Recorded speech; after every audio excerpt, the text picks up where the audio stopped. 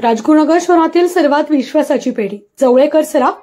आमचा पत्ता बाजारपेठ वेशीजवळ जीबी कर्नावट हार्डवेअर शेजारी राजगुरुनगर. संपर्क 9850271314. यंदा आमच्याकडे यायलाच हवं.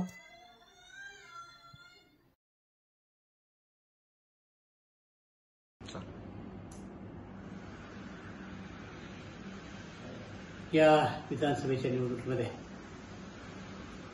दुर्दैवानं मला पैसा आला, पण गेल्या 3 वेळा मी तालुक्याचं नेतृत्व केलेलं आहे. मी तालुक्याचं नेतृत्व करत असताना माझ्या घरातला कुठलाही माणूस हा कधी अधिकाऱ्यांच्यावर दादागिरी करत नव्हता, अधिकाऱ्यांना दब देत नव्हता, कुठे MIDC मध्ये जात नव्हता, कुठे ठेकेदारी करत नव्हता. दुर्दैवानं आज तालुक्यामध्ये नेतृत्व बदल झाला. लोकशाहीच्या मार्गाने मी पराभव स्वीकारला, परंतु आज तालुक्यातली परिस्थिती अशी आहे की जे निवडून आले त्यांच्या घरातले सगळे सदस्य आमदार झाल्यासारखे वागतात.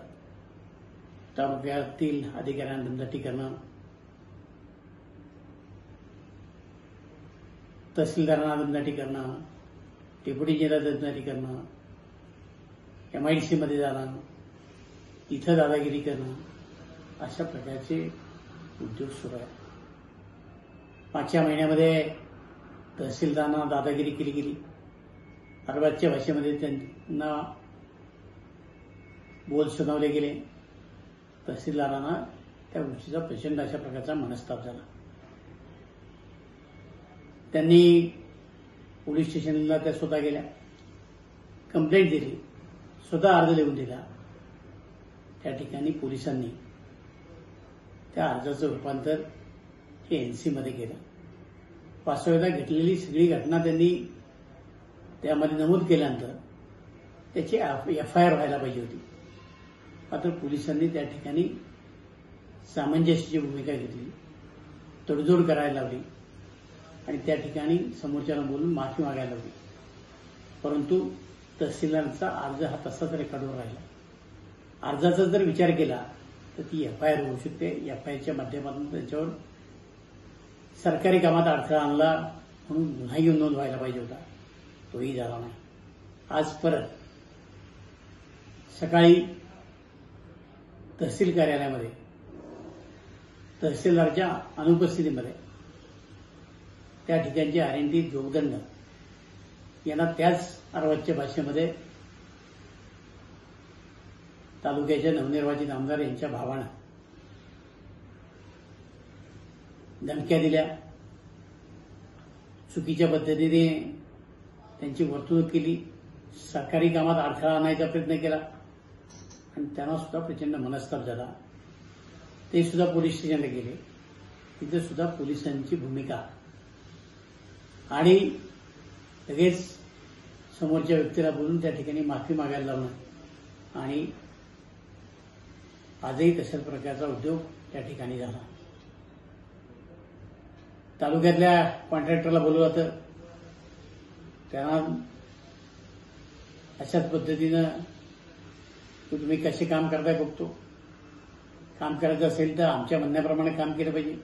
अधिकाऱ्यांना सांगितलं जातं की आमच्याशिवाय काम करायचं नाही. आज एकही काम त्यांनी जर आणलेलं नाही.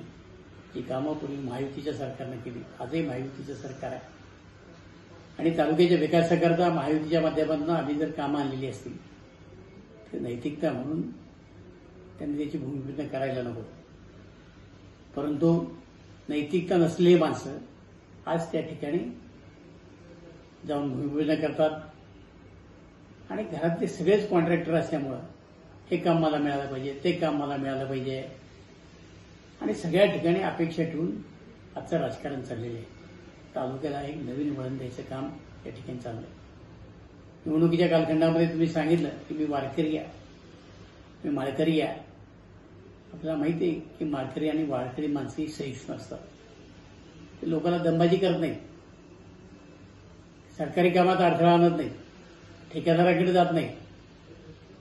आज जे तालुक्यामध्ये ज्या पद्धतीनं तालुक्याचे नवनिर्वाचित आमदार आणि त्यांचं कुटुंबीय तालुक्यामध्ये ज्या पद्धतीने वागत आहे आणि तालुका अत्यंत अस्तव्यस्त झालाय, अस्वस्थ झालाय, अधिकारी काम करेनासे झाले, तर अधिकाऱ्यावर दडपण लावलं जात आहे, ही गोष्ट अत्यंत चुकीची आहे.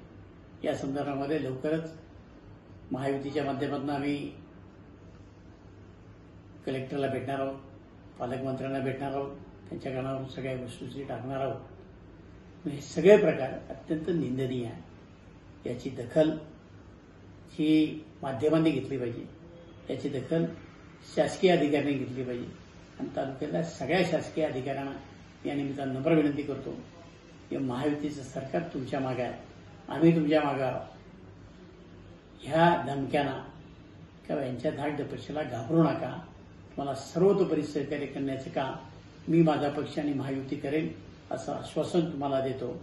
आणि पोलीस खात्याला किंवा महसूल खात्याच्या कर्मचाऱ्यांना माझी विनंती अशी आहे की ज्यावेळेला आपण एखादी कंप्लेंट करत नाही, एखादी तक्रार करत नाही, त्यावेळेला आपल्यामध्ये त्याचा काही दोष आहे का हे लोकांना वाटतं. त्यामुळे जर आपण दोषी नसाल तर निर्भयपणानं यांच्याविरुद्ध तक्रारी करा आणि या तालुक्याची सहिष्णुता, या तालुक्यामधलं जे वातावरण आहे ते चांगलं ठेवण्याचं काम करा. एवढीच विनंती सगळ्या अधिकाऱ्यांना मी या निमित्तानं करेन. धन्यवाद. 5 पिढ्यांहून अधिक आणि 100 वर्षांपेक्षा जास्त अधिकची परंपरा असलेली राजगुरुनगरमधील सर्वात जुनी पिढी. विश्वास हीच परंपरा. वाबगावकर लक्ष्मी ज्वेलर्स.